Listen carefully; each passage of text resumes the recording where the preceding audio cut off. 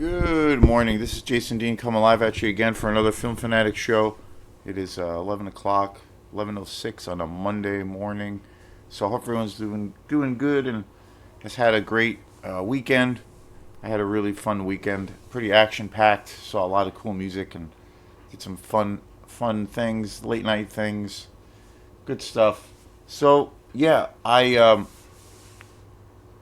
got some. I did a show last week about some new upcoming quantum events and some new shows. Trying to keep the band active, during the winter. We just put out an album about a month ago, and a brand new album. And that was a blast. And so wintertime, it's always considerably slower than it is during the summer and spring time here in Maine and just in general. But so I'm trying to want to keep the band more active, and we just put out a new album, and it was a great, wonderful experience. So on December 28th, we'll be at the back at Hey Sailor at the end of the month, right, a few days after Christmas or so. So very excited about that. And then we have a couple of other shows coming up after that I'll start promoting pretty heavily when it gets a little bit closer. We're going to be doing a couple of shows at Opera House Video here in Belfast. We did a few shows over the summer there, and it was super fun. We get a chance to play out a little, well, in that kind of setting, because it's not like, it's a video store, the only video store that exists in Maine, and it's a chance for us to kind of play our more kind of ambient, more chilled kind of material. So it's we do we do a lot more, I guess, improv, and it's way more like low key, but it's a lot of fun. And we had a couple of shows there this summer, and so I guess to a degree we get to stretch out. And then this other show, we're going to be playing the show at Hey Sailor, which is the bigger show. That's going to be just us playing. So that's we haven't done a show in quite a while where we've played for about 2 or 3 hours straight. Most of the shows this year we have shared with bills, shared bills with other bands, other groups. We've done a couple of shows. We've done a bunch of shows where we kind of mix things up that way. And I had a band, or my friend Ronnie O'Halsey play, and a few other configurations. And I really love that dynamic. But it's for a long time we did most of the shows, especially if they were longer shows, we would cover the whole night. And again, that's another thing of where we kind of get to, maybe experiment a little bit and mix things up a little bit more. Because typically when we play, the last handful of shows that we played, we kind of try to mix things up and bring some variety, but we typically play more, heavy dance stuff. So we have, lots of other things, I think, in the mix of the band. We have a big jazz influence, and I have a lot of influence from a lot of ambient and experimental music, and so we get to mix other things into the fold. So come if you're in town, it's a free show. Well, there'll be $5 or $10 cover like there usually is there at Hey Sailor. It's starting at 6:30. We're starting the show a little bit earlier, so pretty excited about that. We haven't done a longer show in a very long time, and we'll have some more physical copies of our last album, Dreams I Saw, Chapter 2. So, yeah, excited. And it is, obviously it's Christmas time, so I'm going to start doing some reviews on Christmas movies here and there.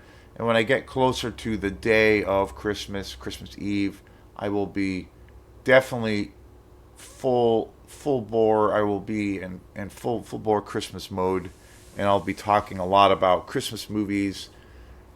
I usually every year, and I started doing it on my Facebook page when I started doing live videos. I will be doing a Christmas special, like I usually do, usually on Christmas morning, and that's a typical thing that I always have done for about 3 or 4 years now. Starting with when I was just doing Facebook Live. And Christmas movies, again, there's so many. Seasonal movies are not a new thing. They've been around forever.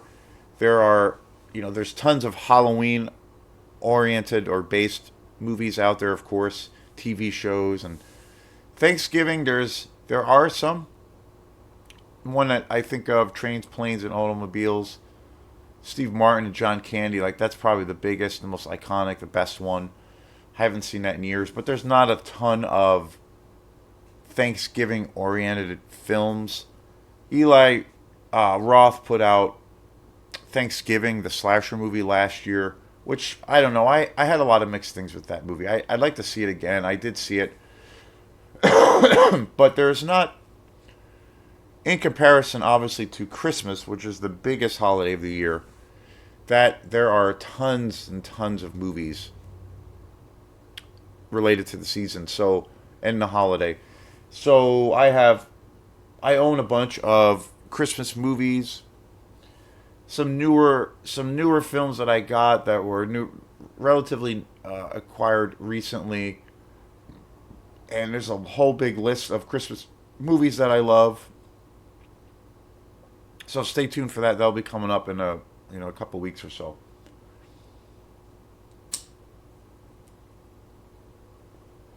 So today's show is on speaking of which, a Christmas movie, and this is a Christmas movie I've never seen, and I kind of kicked myself for never had. It was my first time seeing it, and I watched it over at my girlfriend's house a couple of weeks ago, and she had been saying that this was her favorite Christmas movie of all time. I've always said my favorite is probably National Lampoon's Christmas Vacation. It's probably hands down my favorite Christmas movie. But there are so many. The list for those kinds of movies is huge. So I watched we watched The Snowman, which I had never seen before, and it's an animated cartoon or animated movie. It came out in 2000, or sorry, no, it's old school, 1982, and it's only 26 minutes. It's a 30-minute animated TV film, I believe, that came out in Britain. It's a British show, 1982, and there's no dialogue in it. It's virtually all like a silent film, and it's my first time watching it. 1982. I love animation. I love anime especially. I haven't done any anime coverage, any videos in that world in a while. This is obviously not anime, but this film, I have to say, and my girlfriend said that this was her favorite Christmas movie of all time, and I'd never seen it before. It was directed by Diane Jackson and Jimmy Mukami, and it's based on the story by Raymond Briggs. Again, I was not familiar with this movie at all. I think I had heard about it, but I definitely never seen it. And this movie is it's pure magic. It really is. It's so it's got, I don't know. It's very emotive. It's got a lot of heartfelt sentiment. It's not. It's not necessarily a movie that's made for just kids, and it's not just necessarily a movie that's made for just adults. It's it's one of those magical things where I think it's very short. It's only 26 minutes. It's got all of those elements. It's got all of these things working for it in the story that I think can appeal to young and old, and you could watch it with your kids. But it's got a lot of depth to it. It's got a lot of emotional uh, connective tissue to the holiday. It's about growing up. It's about being a kid, the wonder, the magic of the idea of Santa Claus, the magic of, we lose that a lot when we get older, as we grow from childhood to adulthood. with the the magical essence of what life is, and fantasy, and escaping from reality, all of those things, and that sense of innocence, and the imagination for a child is something that, or at least for me, I work with kids, and I've worked with kids for a long time, and that's one of the things that keeps me feeling like I'm younger than I am. And it's just that you see that bridge from when you're a child to when you're an adult. There's that potential to lose that magic, the kind of that magical way that you look at the world around you, nature, and how people interact. But in this being in this world or land where dreams come true, where anything could be possible, and that's of course what the essence of fantasy literature is. And this movie just totally captures that childlike perspective, that magical outlook on life, the innocence. It's also, again, it's a very emotional film, but it's actually kind of a sad, somewhat depressing ending in a way. But I also feel like it's about, to a degree, like mourning. It's about love, and to a degree, it's kind of about loss, but from a child's perspective. And it's amazing. It's incredible. I would love to see this. We watched this movie on, I think it was Netflix. And again, this is from 1982, and the animation is just spectacular. I definitely kicked myself for never, I never seen, as a child of the '80s, and I never saw this movie, and I'm like, wow, like this is, and it instantly went to the top of my list of definitely one of the best Christmas movies I've ever seen. And I was really taken aback by the ending of the film, the conclusion, because it is, kind of a sad, it's kind of a melancholy movie. And but it has, again, it just captures that whole perspective as being a child.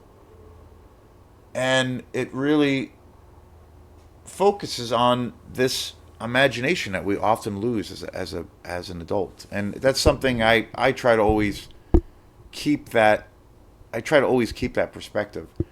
And I get that a lot. I've gotten that a lot from working with kids, and that's why I probably, to a degree, come across as a not very serious person at times, or too silly or goofy. But it's that magical perspective really is infectious, and it's an enthusiasm for life. It's a beautiful thing, and the sense of innocence. But I highly recommend this movie. I would love to see this, and I'm sure it exists in this world, especially today. I'm sure it is possible to find this movie, The Snowman, on Blu-ray or 4K, because that would be amazing.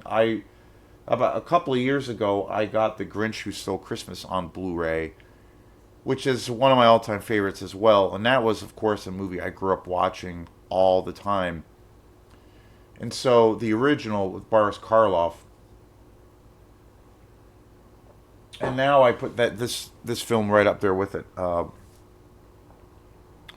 other thing I was so blown away, and I've done a couple of shows on The Grinch, but how, as a child, I always thought that was I don't know, kind of a full length movie, but it's actually incredibly short. It's only like 20 minutes long. The same thing with this. It's just like a great, short story. Beautiful and magical, and it has everything that you could want from a bona fide Christmas story. That's what I took away from this. Like it's going to give you that feeling. It's gonna, like for me, typically the Christmas vibe or the Christmas spirit or whatever you want to call it doesn't really hit me until a week before Christmas, that's when I start getting really excited about, you know, putting up more decorations, making sure I get, the gifts that I need to get and presents, and then I want to decorate more, and I just get lost more into it. And then obviously with films, I start watching more and more films. But that typically doesn't happen for me until like the week of or whatnot or whatnot. But I found myself in the spirit of Christmas much earlier this year, and so this is a film though. This is definitely an experience that will put you in that mindset, and it's wonderful. So I would definitely keep my eye open to see if I can find this on Blu-ray because I mean, it totally captures that whole the entire essence of Christmas in 27 minutes. So thanks again, and this is the first. There'll be more Christmas videos coming up. There'll be a lot more coming up. Probably at the end of the week or so. It's Monday now, so there's a lot of other films that I'm going to get to in between. And I just recently bought some more movies, so very excited. So thanks again, and we will see you next time. Peace.